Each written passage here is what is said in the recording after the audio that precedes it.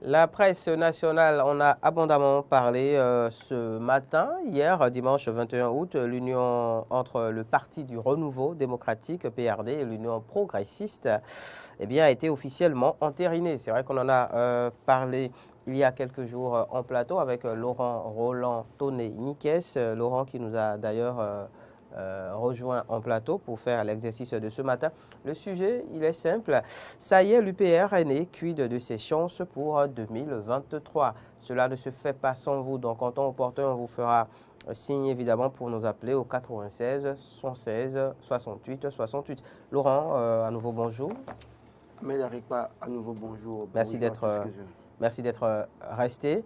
On aborde donc l'actualité en rapport avec la création de l'UPR. L'officialisation a été faite hier à Porto Novo. Comment l'avez-vous vécu?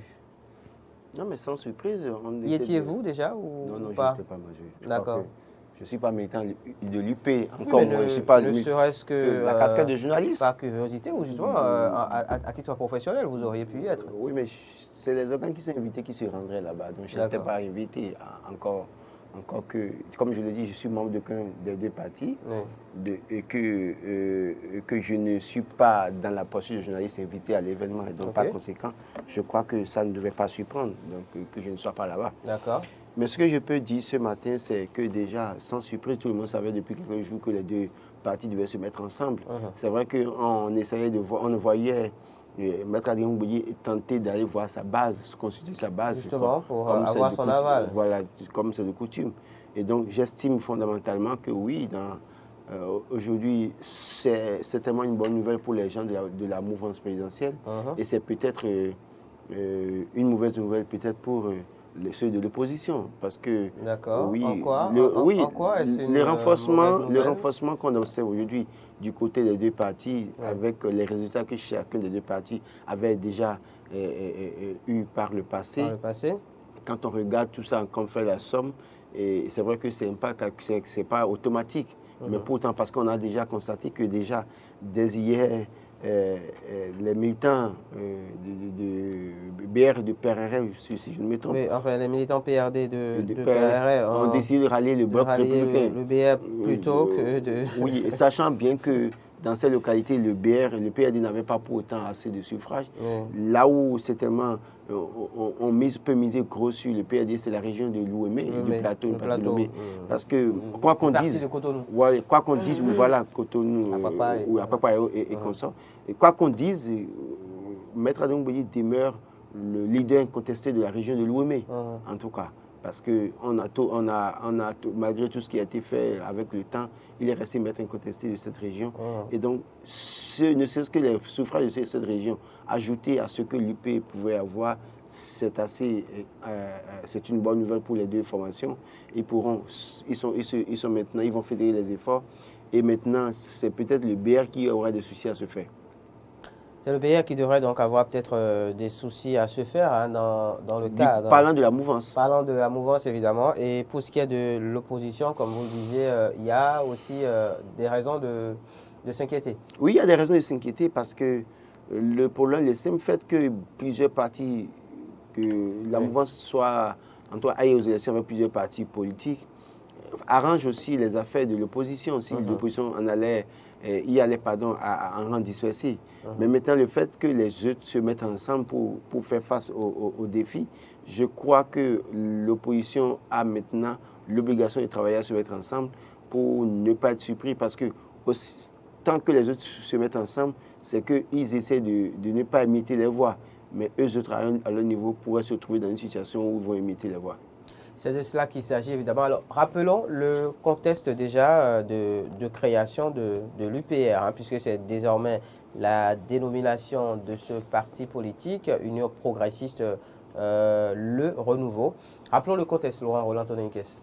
Mais le contexte, c'est d'abord les législatives de 2023 qui pointent à l'horizon. Et qu'il vous souvienne que le PRD, qui a eu 5% en 2020, a de raisons de se mettre ensemble avec un bloc assez solide pour avoir le résultat. Et tout le monde comprend, c'est que depuis 1990, tous les partis qui sont du côté du pouvoir en place ont toujours de fortes chances d'avoir des élus au comité législatif, de toute façon, jusqu'à ce que le leader de cette formation soit peut-être au terme de ces deux mandats. C'est à ce moment que les problèmes commencent pour eux. On a vu avec l'UBF général Mathieu Kékou, vers la fin, le parti est parti en lambeaux. Et quand on voit déjà avec Boni Yayi également, FCBE vers la fin est parti en lambeaux. Les gens ont délibérément choisi de ne pas supporter le candidat de leur parti parce que le leader Boni Yayi n'était plus en place, n'était plus candidat. Donc, aussi longtemps que Patrice Talon est là, c'est que des gens voudront toujours servir la cause de l'Union progressiste ou la cause du bloc républicain, ne serait-ce que pour être apprécié par le pouvoir en place des chefs et espérer peut-être survivre ou avoir des intérêts. Je ne sais quoi. Mais déjà, je crois que pour 2023, c'est dans ce cadre que les deux partis ont senti la nécessité, parce que pourquoi ils ne l'ont pas fait en 2020? Parce qu'il n'y a pas d'enjeu en 2020, pas en 2021. Parce qu'en 2021, c'est Patrice Talon qui allait aux élections. Chacun dans son coin pouvait soutenir Patrice Talon, faire campagne pour lui. Mais ici maintenant, est-ce que le PRD, en allant aux élections seul avec ses attributs, était en mesure d'avoir les 10%? C'est là la question. Est-ce que l'Union progressiste, en allant aux élections, dans un contexte où le pouvoir nous dit qu'il y aura une élection inclusive, est-ce qu'au fond, ils ont des éléments vraiment de demeurer la première force politique de notre pays? Donc, ces questionnements les amènent à se dire, mais écoutez, si nous sommes l'UP, si nous réclamons être la première formation politique à l'aide de la réforme du système partisan, alors qu'en 2019, au moment où nous déclarions que nous sommes les premiers partis, avec le résultat que nous avons eu, nous sommes conscients qu'il n'y avait pas eu de compétition en 2019 et que par conséquent en 2020 également, la compétition n'était pas pourtant aussi une compétition assez ouverte. C'est qu'il vaut mieux pour nous renforcer pour espérer avoir plus de résultats pour nous imposer en tant que leader. L'UP, évidemment, donc, qui s'est rapproché du PRD dans le cadre de cette mise ensemble, puisque justement, reparlons-en, il s'agit ici de mise ensemble et non de fusion. Laurent Roland Toninquès. Vous savez, les acteurs politiques sont parfois assez intelligents, même si parfois j'estime que, en tout cas je ne dirai pas le mot, mais de toute façon, c'est parce que ils ont la manie d'utiliser des mots pour pouvoir dribbler le peuple. Tromper la vigilance du peuple. Tromper la vigilance du peuple. La loi interdit. La loi refuse les alliances. Les alliances. Puisqu'il ne veut pas parler d'alliance, on parle de mise ensemble parce qu'on ne veut pas parler de fusion. Quand on dit fusion, c'est que les deux disparaissent et deviennent nouveaux. Et c'est ce qu'on a normalement en réalité, ce qui s'est passé, c'est une fusion. Maintenant, ils se mettent ensemble et deviennent. D'ailleurs, comme je le disais, la presse a abondamment, beaucoup parlé de fusion. Depuis quelques jours, la presse en parle. Et ils vous diront, quand vous allez questionner les leaders du PRD, ils vous diront que ce n'est pas une fusion parce qu'une fusion, c'est que le PRD est dissous totalement et que par conséquent, ce n'est pas une fusion parce qu'il pourrait à tout moment. Vous savez, on est à la veille de 2023, c'est peut-être les élections législatives qui font qu'ils s'entendent. Attendez 2026. Et je crois que en 2026, ils s'entendront. Parce qu'en 2026, le problème qui va se passer, seriez-vous en train de jouer aux oiseaux de mauvais augure? Je ne joue pas aux oiseaux de mauvais augure. Mais qui aurait annoncé évidemment l'échec de ce regroupement, se basant sur, déjà le logo, de sorte à ce que dans la tradition Bantou, selon lui, par exemple, quand l'arc-en-ciel se retrouve au-dessus du baobab, cela augure de mauvais présages. Et après, le lieu choisi justement pour officialiser la création de ce parti politique, par exemple, n'aurait jamais accouché de bons résultats, suivant l'histoire politique du Bénin. Il fait allusion notamment à l'élection présidentielle qui a vu donc, le président Talon battre l'ancien Premier ministre Lionel Zinsou. Oui, vous savez, moi je ne vais pas peut-être aller sur ce terrain, mais ce que je veux dire c'est quoi? Quand je prends 2019, que je prends 2020, je regarde aujourd'hui, il y a quelque chose que Adam Mbouyi n'a pas pardonné jusque-là. Et c'est mon avis d'analyse politique, c'est-à-dire que quand vous regardez bien les résultats de 2020, Adam Mbouyi a toujours voulu avoir le contrôle de la ville de Porte-Nouveau. Et ça lui a échappé pour une fois, ça lui a échappé, et il n'a pas pardonné ça. Parce que quand on regarde les résultats issus des urnes en 2020, c'est que le PRD avait la majorité dans tous les arrondissements de Porte-Nouveau. Le PRD remportait la mairie de Porte-Nouveau haut la main. Mais il se fait que quelqu'un de l'Union progressiste, les membres de l'Union progressiste, parce que le parti a eu les 10% au plan national, se sont retrouvés être maires, conseillers communaux et chefs d'arrondissement de Porte-Nouveau. Et donc, du coup, c'est un camouflet pour mettre André Mbedji. Il n'a pas digéré ça. Et en se mettant ensemble avec l'Union progressiste, c'est vrai que lui-même, il parle de remontada. La remontada, c'est peut-être à ce niveau. Parce qu'en 2026, est-ce que Charlemagne Yankotti et son équipe seraient dans la bonne grâce pour être reconduits à la tête de la ville de Porte-Nouveau?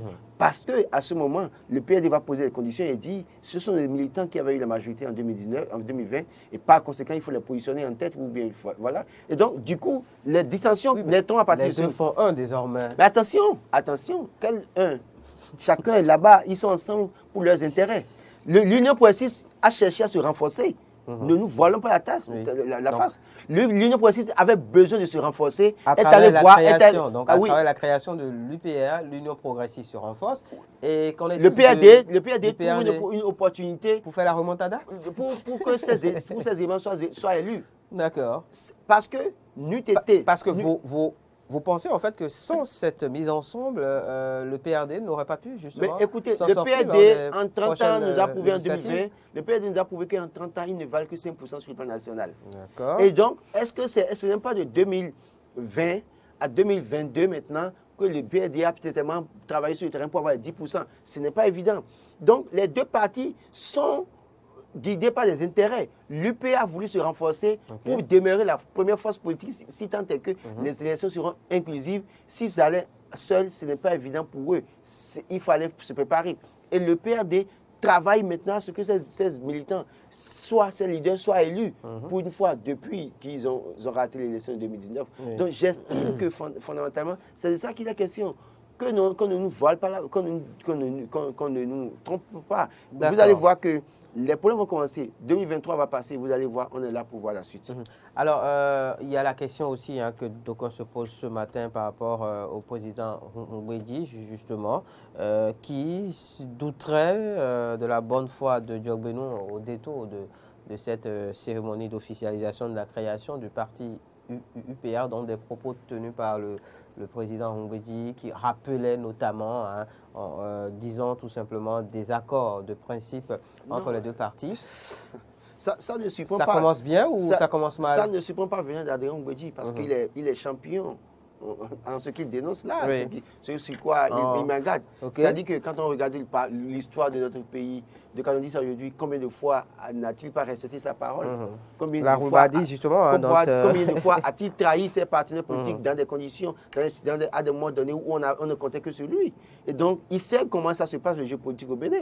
Et il sait que ce que tu fais peut te faire. En tout cas, ce que tu fais te fera. Donc, il sait que ça peut lui être... Il a peur de subir un retour de bâton? Oui, de subir un retour de bâton. Ça ne surprendrait pas que demain, l'Union progressiste avec Diogbenou trahissent le PRD parce qu'en réalité, les calculs politiques sont ce qu'ils sont et qu'on sait que quand ça rentre en jeu, plus personne ne veut respecter sa parole donnée, plus personne ne veut respecter les engagements. Et il fait bien de rappeler ça, mais sauf qu'il oublie que par le passé, il a été champion maître en cela. Et donc, quand on regarde tout ce qui s'est passé en 1996 avec le Nicéphore Soglo, quand on regarde lui qui a tourné tout à Nicéphore Soglo, qui allait voir Mathieu Kékou, Premier ministre, et puis finalement, sur un coup de tête, je ne sais quoi, a démissionné de son Premier ministre. On a vu comment est-ce qu'en 2016, il est allé vendre le logo du PRD pour soutenir Lionel Zissou. Vendre carrément des formations politiques à combien, Laurent? Je ne saurais dire, mais des formations politiques en 2016 ont vendu leur logo pour soutenir Lionel Zissou, oubliant leur bienfaiteur qui lui a permis d'être pêchois, qu'il vous souvienne de la bataille de 2015, dans la nuit, où il devait choisir le président de l'Assemblée nationale face à Komi Koutié. Cette fameuse nuit. Voilà, et donc, du coup, ça ne surprend pas qu'il interprète pour dire qu'il ne faut pas trahir, il faut respecter la parole donnée. Parce que lui-même, il sait que c'est très facile de ne pas respecter la parole en politique. Bien sûr, connaissant l'histoire politique du Bénin, c'est vrai, on ne peut pas s'empêcher de faire cette analyse, mais est-ce qu'il ne faut pas comprendre aussi le président Mbedji quand on se réfère à l'actualité politique nationale, le cas du BR et de l'UDBN par exemple? Oui, je vous dis, les gens se mettent ensemble par intérêt. Et quand parce que si aujourd'hui l'UDBN claque la porte, donc au BR, estimant que oui, les accords de base n'ont pas été Oui, respectés. justement. On peut comprendre que Humbedi, justement, dans cette initiative de création de l'UPR, aussi puisse mettre en garde. Oui, Humbedi mettra en garde aussi longtemps qu'il veut. Oui. Mais les leaders du PSD, de l'Union qui existait avant lui, feront ce qu'ils veulent à un moment donné. Pourquoi? Parce que, je vous explique, terre à terre. En 2019, les gars ont créé le parti en 2018, 1er décembre 2018. Oui. Ils ont mouillé le maillot sur le terrain. Ils ont eu des élus en 2019. Quoi qu'on dise, même si c'est une élection qui n'a pas été inclusive, c'est qu'ils ont eu des élus à l'Assemblée nationale. Quoi qu'on dise, en 2020, les militants qu'ils ont sur le terrain ont travaillé, ont eu des résultats sur le terrain au cours des communales, ont eu 111 communes sur les 117. D'accord? Quoi qu'on dise, ils ont un existant. Et donc, ces personnes qui existent déjà sur le terrain, qui ont mouillé le maillot, comment voulez-vous que le PRD, qui vient se rallier à l'Union progressiste, va poser des conditions pour avoir des résultats parce qu'il veut positionner ses militants? C'est ça le véritable problème qui va se poser. Parce que ceux qui sont à la base diront, évidemment, nous étions là avant eux, on leur a dit de venir, ils avaient refusé.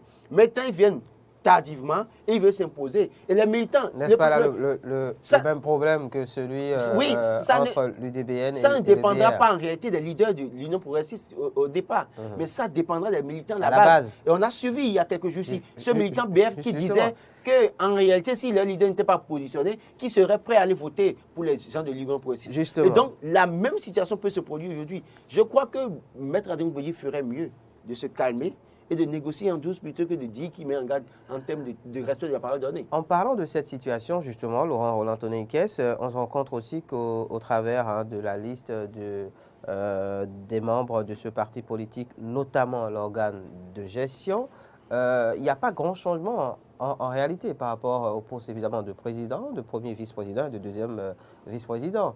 Pas de grand changement par rapport au dernier changement qu'il y a eu donc, au niveau de l'UP. C'est toujours Maître Fifamen Joseph Diogbenou, c'est toujours la vice-présidente Mariam Chabit Alata et c'est toujours Gérard Benonchi. Sur la base de ce que je viens de dire, comment voulez-vous que les choses soient changées? Les gens sont déjà là avant vous.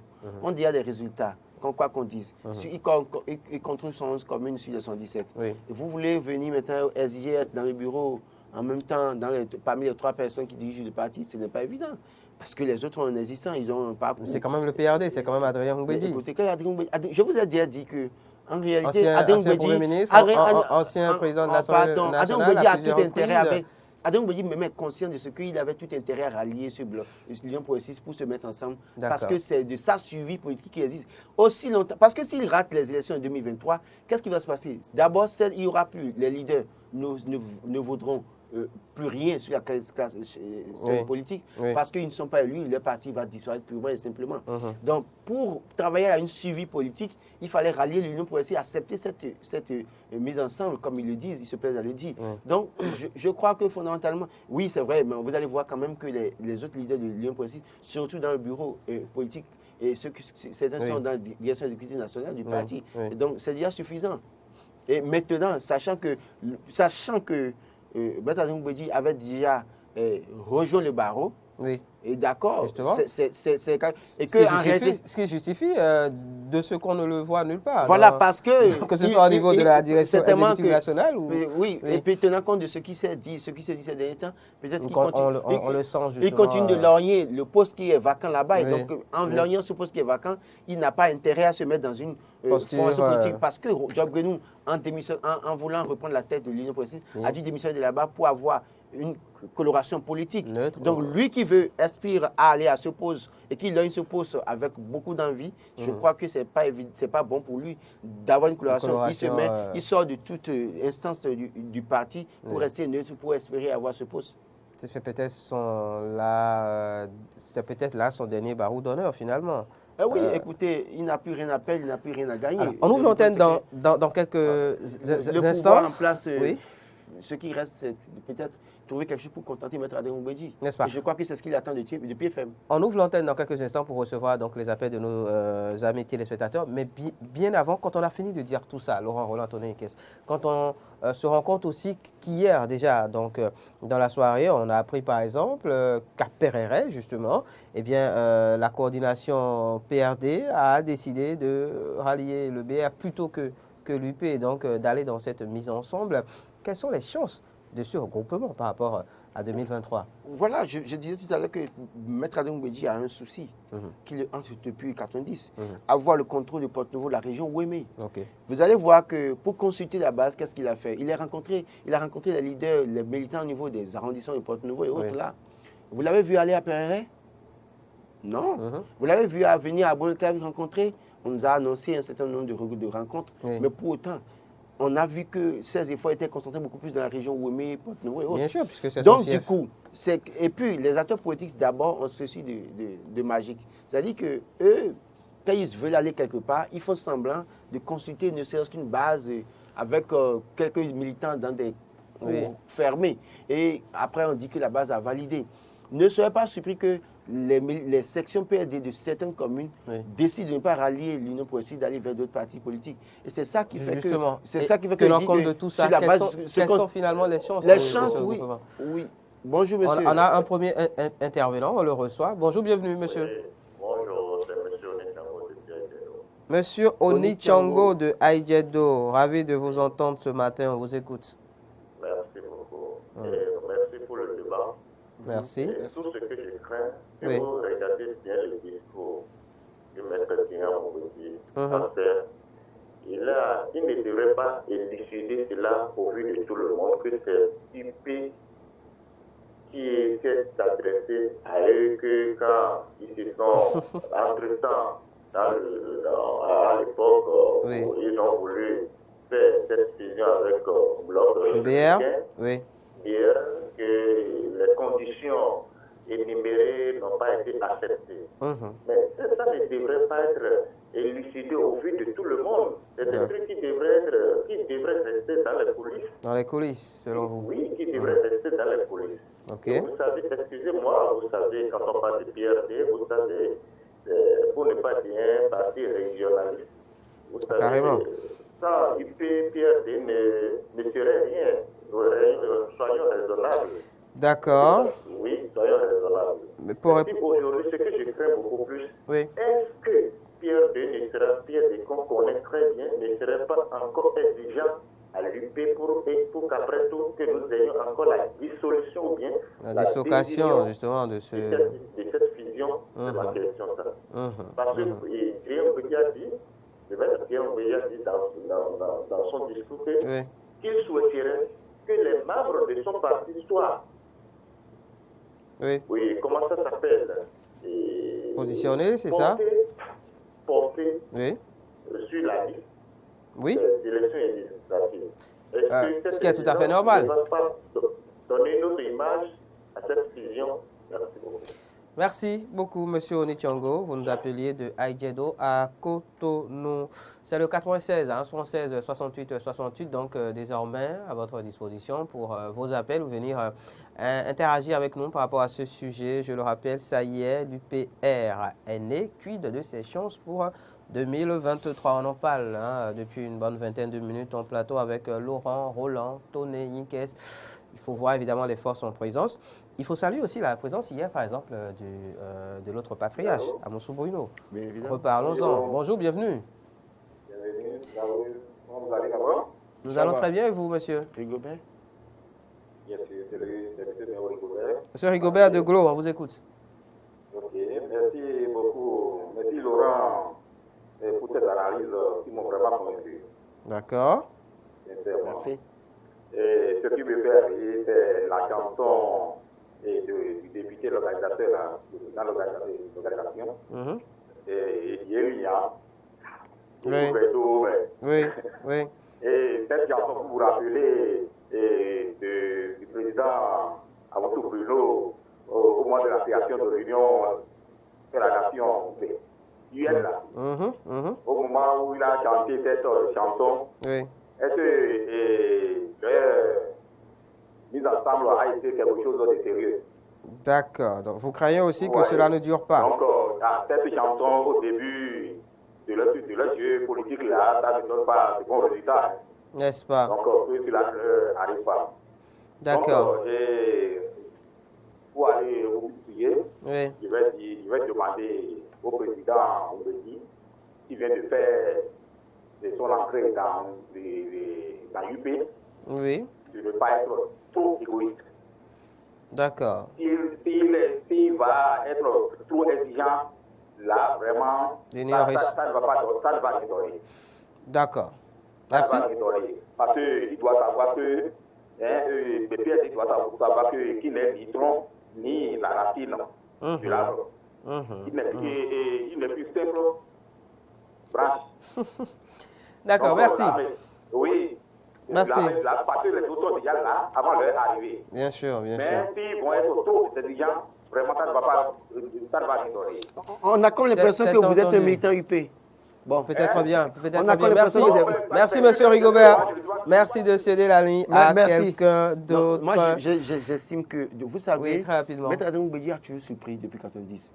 Et aujourd'hui, je vous ai dit, il donne le poste de la Cour constitutionnelle. Et il s'arrange pour se faire, en tout cas, la volonté, pour certainement de quelqu'un qui lui a demandé de se mettre ensemble. Mais le risque, c'est que ils se mettent ensemble et qu'ils trouvent ce poste qu'il logne et qu'après, oui, bonjour. Bonjour, bienvenue, monsieur. Présentez-vous. Monsieur Michel de Lokossa. Monsieur Michel de Lokossa, ravi de vous entendre. Merci, on vous écoute. D'accord. C'est pas la première fois que PRD a fait de faire comme ça. D'accord. C'est pas la première fois. C'est comme ça qu'il fait toujours. Donc, quelles sont les chances quand même pour ce nouveau parti de s'en sortir dans le cadre des législatives de 2023? C'est comme ça qu'il fait toujours. D'accord. Lui, il avait recherché des renforts. Voilà, donc lui peut rechercher des renforts. De renforts. UP. Donc, on a fait pour voir. Oui, Tensi, donc merci beaucoup, monsieur Michel. Salut à tout le COSA à l'écoute en ce moment. Donc, je parlais de la présence du patriarche à Moussou. Oui, mais il est membre fondateur de l'UP, justement. Il est d'ailleurs même là. Ces deux partis, le PSD et le PRD, qui se sont longtemps combattus, qui sont aujourd'hui ensemble. Et je crois que c'est la présence de Diop qui a certainement favorisé le rapprochement. Si à Moussou était là, ce n'était pas évident. Justement, d'où on peut faire d'autres lectures, justement. Bonjour, bienvenue. Allô, bonjour. Bienvenue. Oui, moi, je m'appelle André depuis Agbolangadan. Monsieur André de Agbolangadan. Oui, je salue le plateau. Le plateau vous salue. Bonjour, monsieur. Oui, moi, je n'ai pas grand-chose à dire parce qu'en suivant le développement de mon frère, M. Roland Côté-là, je pense bien qu'il a tout dit. D'accord. Moi, je voudrais demander au PRD de tenir ce bon exemple à nous qui sommes derrière. D'accord. Merci. Merci, monsieur André. Voilà. Salut à toi, Agbolangadan. Donc oui, évidemment, on peut comprendre aujourd'hui l'arrivée à la tête de l'UP, entre-temps donc de Diop Benou, à favoriser les choses parce que c'est pas évident que c'était pas évident accepte cette la collaboration entre Goumbédi et Moussou Bruno, on a vu tout le temps.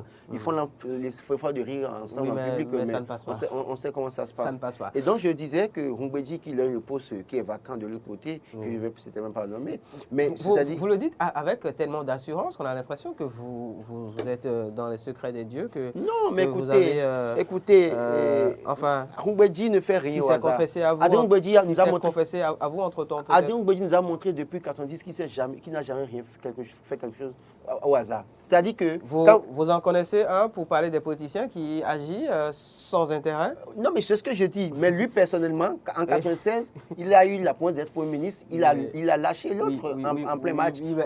Est-ce qu'on va passer tout le temps à ressasser regardez. Parce qu'il n'est pas le seul à avoir posé ce genre d'acte. Ils sont nombreux dans le landerneau politique béninois à l'avoir fait. En 2015 à côté, il a laissé son logo à Zinsou. Sachant que heureusement, cette fois-ci, vous ne dites plus qu'il a vendu. Alors que 96, 76, 68, 68. Soutenir à Diabo ou Patrice Talon. Et même Arnaud a dit publiquement qu'il allait prendre plus de centaines de millions pour Adrien Goumbédi dans ce pays. 96. J'estime qu'aujourd'hui, donner ce poste à Adrien Goumbédi, et qu'il sait qu'il est assis confortablement. Vous pensez qu'il y a un risque? Non, vous pensez qu'il y a un risque en fait qu'une fois donc au poste qu'il aille, il puisse se dédire? Mais il y a de risques. Il y a des risques parce que quand on regarde le personnage, on le connaît, il y a des risques. Parce que dès qu'il a le pouvoir, et on sait que c'est le pouvoir constitutionnel, il est le dernier, en tout cas, rempart, c'est que c'est aussi un risque. Revenons au sujet. La question qu'on se pose ce matin, donc, c'est évidemment en rapport avec les chances de l'UPR, l'Union progressiste, le renouveau par rapport aux législatives. Parlant des chances, c'est qu'il faut que la base accompagne pour qu'on espère que les 5% seront d'office ajoutés aux résultats que l'Union progressiste a eu. Maintenant, quand on voit déjà que les gens ont commencé à faire des déclarations, on a connu pour PRR, bien évidemment, on peut avoir pour d'autres localités. Ça, c'est le cas, donc. Je crois que les deux partis ensemble maintenant feraient mieux de descendre rapidement dans toutes les circonscriptions électorales, aller rencontrer les militants autrefois à la base qui étaient PRD, parce que normalement le PRD est censé avoir un fichier national. Donc aller rencontrer rapidement ces leaders dans ces localités et les rassurer. Autrement, ce serait la catastrophe. La mise ensemble n'aura pas servi à rien. Bonjour. Oui, bonjour monsieur. Bienvenue monsieur. Oui, c'est monsieur Méo. Rigobert, d'accord. Oui, on vous écoute. Oui, et vous savez, cette année maintenant, c'est une grande chance pour le président Talon de l'élection législative. D'accord. Et c'est une grande chance. En quel sens? Nous prions les partis de l'opposition, les partis qui se disent de l'opposition, de se mettre ensemble. Ok. Le plus tôt possible, sinon, vraiment, ils n'auront pas la chance. Ils n'auront pas la chance, ça, là, c'est rassuré. Parce qu'il y a la question de 10% qui est là. Bien sûr. Hein? PSD est arrivé dans l'UP maintenant, ce n'est pas pour rien parce que PSD sait que n'importe comment il n'aura pas les 10%. Il faut préciser évidemment, monsieur Méo. Et très vite à l'UP. Donc nous voulons que ceux de l'opposition fassent la même chose. D'accord. En dehors de ça, Mouel Bénin, avec IDPL, peut-être qu'ils peuvent voter ensemble. Oui. Ça va être aussi une bonne chose. Une troisième force pour la mouvance. Ou bien, nous prions que PR avec IDPL puissent entendre et ramener la balle à terre. Ramener la balle à terre. Oui, et se remettre encore ensemble. Merci, là, monsieur Rigobert. Là, vraiment, la législature se reflète et comment ils ont réussi pour eux. D'accord. Vraiment, ça va m'étonner. Merci, monsieur Rigobert Méo, qui a préféré évidemment. L'union au sein de l'opposition, une concertation pour en faire un bloc assez fort est envisagé, doit être de mise aujourd'hui, doit être qui est souhaité, doit être souhaité aujourd'hui. Maintenant, revoir l'UDBN et le BR ensemble, c'est pas évident quand on regarde les prises de position, les déclarations faites par-ci par-là. Oui, mais c'est vrai que c'est pas le sujet. Et bon, M. Rigobert en a parlé, donc parlons-en très rapidement. Il faut quand même reconnaître que oui, étant à quelques mois des élections, tout est encore possible. C'est-à-dire que oui, quand on fait les calculs et qu'on se rend compte qu'on perd plus qu'on gagne, à un moment donné, il faut peut-être revenir à la table de négociation. Quand vous regardez les prises de position, les déclarations, il n'y a pas de retenue des deux côtés. Oui, pour le moment. Il n'y a pas de retenue. Donc, ça envenime la situation. En attendant peut-être que le maître à penser, s'il n'a pas encore réagi, eh bien, réagisse. Oui, le maître à penser, oui. Faire ramener la balle à terre. Les enfants, pour le moment, les enfants se chamaillent. Voilà. Donc, le papa observe peut-être. Mais aujourd'hui, on a le 22. On a le 22. Papa revient des vacances le 28. C'est tellement qu'il finira. Dans une semaine, il sera de retour et peut-être bien. Le 28, donc c'est tellement qu'il revient, il va demander aux enfants de se mettre ensemble. Pour discuter. Les chances donc de l'UPR créées évidemment le dimanche dernier par rapport aux législatives de 2023, c'est de cela qu'il s'agit au détour de l'actu décalé de ce jour. À vous écouter, à écouter aussi Laurent Roland Antonin qui est son plateau. Il s'agit évidemment pour ce nouveau parti donc eh bien, de partir sur de bonnes bases, d'aller rencontrer les militants à la base, d'avoir l'adhésion en bonne et due forme, si on peut dire la chose ainsi, des militants du PRD, notamment dans toutes les localités, puisque le cas de PRR, évidemment, est sujet justement à se poser beaucoup de questions. C'est à ce prix seul. Évidemment, avec la totale adhésion justement des militants du PRD, oui, ça, on en a déjà parlé, avec la sincérité, la totale sincérité donc des militants du PRD, notamment du leader, à vous écouter ce matin, Laurent Roland Antonin, qu'est-ce que oui, l'UPR, dans ce nouveau parti, pourra réellement s'en sortir aux prochaines législatives et faire, pourquoi pas, le carton plein attendu. Oui, si l'UP et le renouveau doivent pouvoir être une première force politique, ça dépend de Rongbédi, ça dépend des leaders de l'Union progressiste. C'est à eux de savoir que oui, dans certaines localités où ils n'avaient pas gagné en 2019 et en 2020, bien évidemment, où le PRD est maître, il faut travailler à donner de la chance à ces militants du justement PRD. Aux militants du PRD, les positionner. Positionner. Mais je crois que Rongbédi aussi, Adrien Rongbédi, Maître Rongbédi, ferait mieux d'être sincère, pour une fois, en tout cas, dans son parcours politique, d'être sincère.